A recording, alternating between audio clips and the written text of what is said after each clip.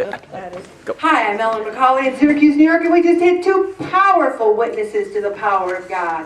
And I think what's kind of missing from Christmas these days is God. I think he's missing. It's his birthday party, and he is not invited. And we're going to talk the rest of the night about the joy of Christ, the joy. Because Harold and Susan said it. They feel more joy for life with that excess weight off. It is a joy to surrender our will to God. It is a joy to do his work. December 15th is Gaudete Sunday. The priests wear pink. The candle is pink. Rejoice. We should have joy in our heart. Gaudete means rejoice. Christ, even now, is on the way to Bethlehem. And it's a spiritual Bethlehem for all of us to walk that walk with Christ and be born again. And I see our weight loss journey as being born again. I've been born again with fish and salads and getting rid of the pizza and wings and getting rid of these. Are we ruled by earthly vanities, or are we ruled by the love of Christ? It's so easy to become part of this world. And it says in this article that the world is rough, crooked. There's almost impassable roads, steep hills, precipitous valleys, dangerous mountain passes, just like weight loss. The trip to Bethlehem is not easy. Do you think Mary and Joseph, when she's 9 months pregnant, riding on a donkey, you think that was easy? Prepare ye the way of the Lord. Make straight in the wilderness his paths. Every valley shall be exalted, every mountain and hill shall be made low, and the crooked shall be made straight, and the rough ways plain. Then shall you see the salvation of God. And then it says, during these days before Christmas, have no anxiety about selecting or receiving mere tinsel gifts, but prepare in prayer with thanksgiving and guard your minds in Christ, the true source of our joy. And I don't know about you, but if I asked you to stop right now and remember what you got for Christmas 5 years ago, what'd you get? What'd you get? Many of us would be hard-pressed to remember that gift. But the joy, the only joy that comes from Christ, that is easy to be remembered. And I'm going to go right into an article called Gaudete Sunday, How Can You Feel Joy After the Newtown Shooting? It's such a powerful article that I'm going to invite you to read at home.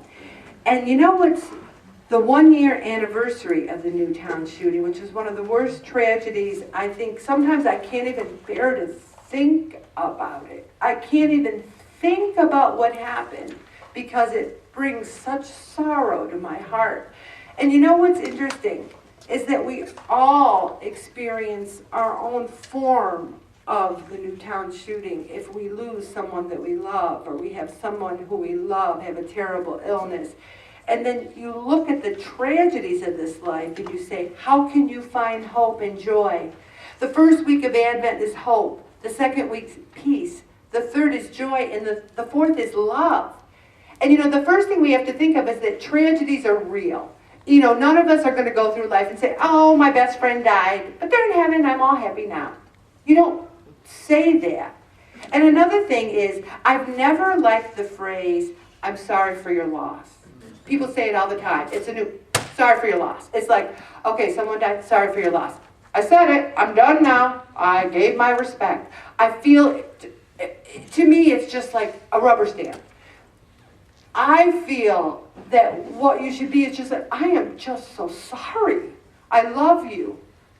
I'm here with you and for you. I want to say something meaningful. And that's what God is. You think God's up in heaven going, sorry for your loss? God's up in heaven going, crying with us. Because it took me 59 years to realize that this tragedy is not from God. Our pain is not from God. It is of this world, and he cries just as much as we do. And he rejoices when we rejoice.